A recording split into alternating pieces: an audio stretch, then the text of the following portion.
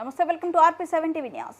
ఉగ్రరూపం దాల్చిన ఏనుగు. కొమరం భీం జిల్లాలో 24 గంటల్లో ఇద్దరిని ప్రాణాలు తీసిన మదమెక్కిన ఏనుగు. బూరపెల్లిలో ఒకరిని, కొండపల్లిలో ఒకరిని, ఇద్దరి ప్రాణాలను బలికొన్న ఏనుగు చింతలమానిపల్లి, కౌతాల బెజ్జూరు మండల్, కాగజ్ నగర్ ప్రాంతాలలో సంచరిస్తుందని ప్రజలు ప్రాణభయంతో భయం ఆందోళనకు గురవుతున్నా బయటకు రావద్దని అధికారులు హెచ్చరిస్తున్నారు.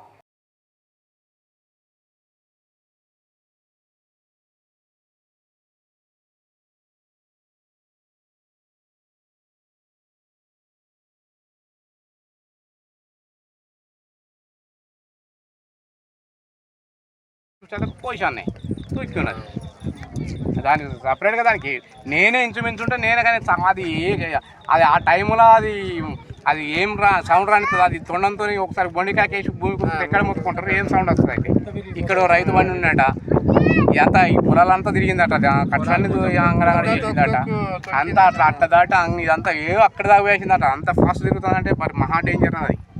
మనిషి కనబడుతుంది పెద్ద పులి కన్నా డేంజర్. పెద్ద పులి అంటే బాగా నేను చూసి ఏనుగు అని వెనక సైడ్ ఉన్నారు కదా సంజీవి, మా శ్రీకాంత్ వారందరూ వాళ్ళు జస్ట్ అయితే వాళ్ళు దొరుకుతారు. నేను కొంచెం లేట్ అయితే అటు వాళ్ళు బరబ్బర్ దాన్ని ఎక్కిపోయిన. నేను అట్లా చూసిందంటే వీళ్ళు వస్తారు కదా, నేను చూసిందని మొత్తుకున్నా ఏనుగురా అన్న. ఏనుగురు నేను రన్నింగ్ చేసాడు ఫాస్ట్ పోతే అది ఓహో అన్నదంటే ఎంబడి పడుతుంది. ఎంబడి పిచ్చి రాకడ వస్తుంది అది. దాని ఫాస్ట్ ఉన్నది. నేను అక్కడికి మా భార్య కొంచెం లేట్ అయింది అంతే, దగ్గర రాని వచ్చింది. ఇక నేనేం చెప్పాలి, నువ్వు ఆ సంజీవ్ కొని ఊళ్ళో ఎవ్వరు రాని బయటికి సంజీవ్ చెప్పి నువ్వు బయట ఉండు, ఎవరన్నా బండికి వచ్చి రానే రోడ్డు. నా బాధ ఏంటంటే వీళ్ళు రోడ్డు కొండ కొట్టారు కదా, ఈ మనిషిని కొట్టింది మనకు తెలియదు.